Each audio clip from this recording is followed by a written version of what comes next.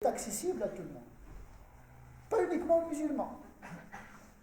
Elle est accessible aux non-musulmans. Comment rendre cette voie accessible aux non-musulmans? Parce qu'on l'a fermée. On est entré, on l'a fermée, on ne l'a pas traversée. دخلنا لهذا الطريق هذا وسدينا الباب ما خلينا حتى واحد يدخل وما قطعناش الطريق. Non, cette voie, elle doit parler également à l'homme dans son universalité.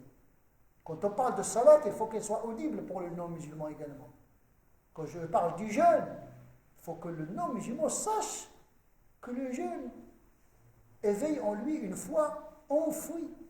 Quand je lui parle de Dieu, ce n'est pas un Dieu des musulmans. Rabbul alamin, مش رب المسلمين.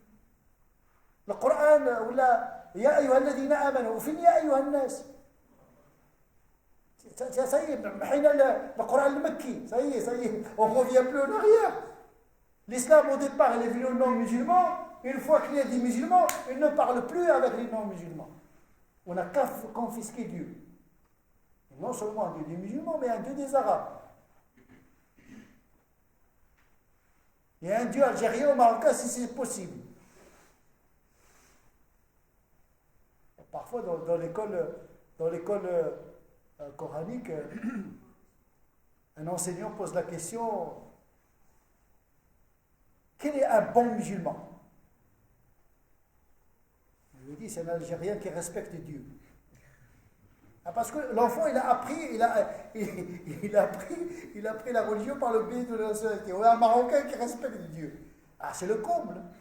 Ah, l'islam marocain, c'est mieux que l'islam algérien. L'islam algérien, c'est meilleur que l'islam tunisien. Et voilà, voilà. Au saoudien, il est mieux que, etc. Donc on a étouffé cet islam. Cette fois, on l'a fermé complètement. Personne, il n'y a plus de lisibilité, il n'y a plus de visibilité. Le brouillard, cette fois, on ne la voit plus. T'as beau avoir des essuie-glaces, rien à faire. Ni les musulmans l'ont vu, ni les non-musulmans l'ont vu. Pourtant, il est simple.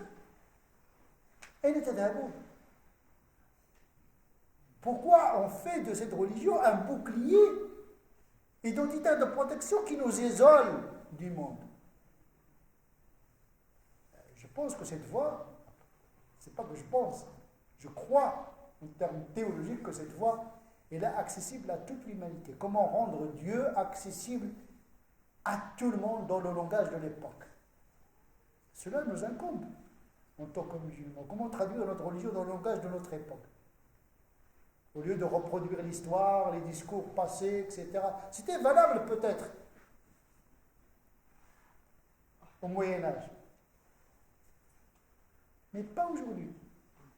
Cette voie nécessite la réforme et le renouvellement. On ne s'installe pas. Donc c'est un mouvement dans la pensée, dans l'interprétation, dans l'intelligence. Parce que le monde bouge.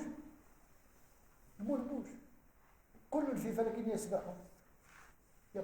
n'y a pas d'inertie dans le monde. Tout bouge.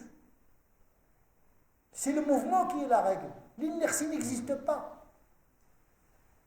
Cette chaise bouge.